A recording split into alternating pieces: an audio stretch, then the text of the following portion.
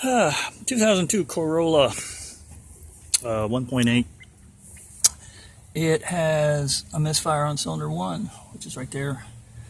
I took the coil off and I didn't get a spark on the coil, but I did get a power and ground on the wire, plus the reference 5-volt reference signal was there.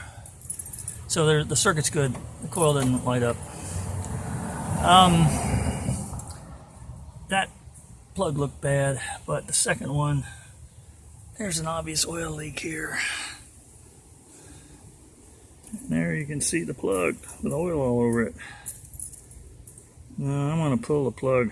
The other plug on one, the gap was closed, which is why it was misfiring. So I might take it out and clean the gap, and that'll probably get it to stop. Well, it might not if the coil's bad. We'll find out. But this car's got an oil leak, probably valve cover gaskets, which on this car is not that big a deal to take out. Even I can do that because there's nothing in the way.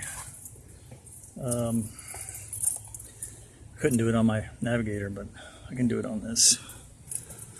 I'm gonna pull 3 and maybe 4 just to check them too, but there's definitely an oil leak here. So I'll post this, and guys, take a look and let me know what you think.